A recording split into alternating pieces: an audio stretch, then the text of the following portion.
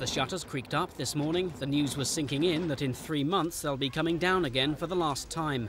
Visitors' reaction was unanimous. Well, I think it's just terrible. I mean, can't have London without a zoo. I mean, it's dreadful. Well, I think it's disgraceful, really, because in London, all the children, all the schools, there's nowhere to go to see the animals. If there's no animals, what would you feel like? I will cry. He will cry. There you are. There's a good answer. London Zoo's financial crisis began last year when the government withdrew support.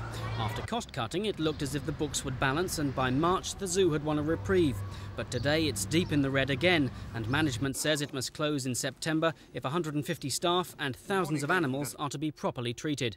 There are still people interested, and there are people interested in helping redevelop the whole site and running a completely new thing. But it would be quite wrong for me to give you the impression that any of this is guaranteed. The numbers coming through the gates have slumped 30% this year, but critics say the problems are much deeper seated. Failure to cut the size of the collection and concentrate on conservation like other zoos is blamed on poor management. Even in a very bad year such as this, when the recession, among other things, is really biting, we've still got an income of around £7 million. Now, you ask any good zoo director whether he could run a good zoo on this site for that, and they will say, of course we can. Well, the government should say, what do you need to keep going? Find out how much it costs and see whether then it can be financed. We've got a national heritage minister.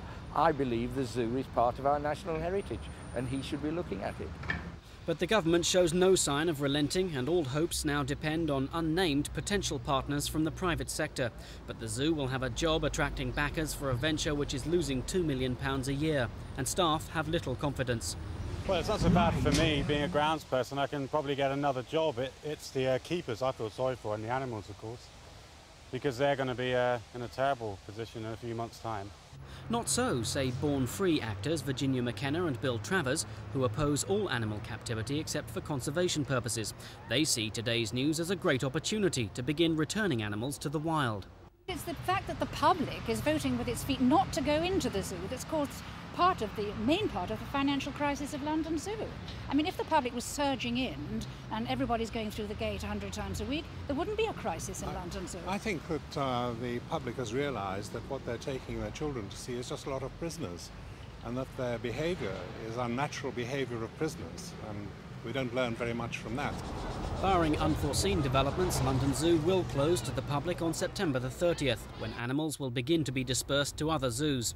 Officials say none will need to be put down. Unions at the zoo are not convinced. David Strawn for Thames News.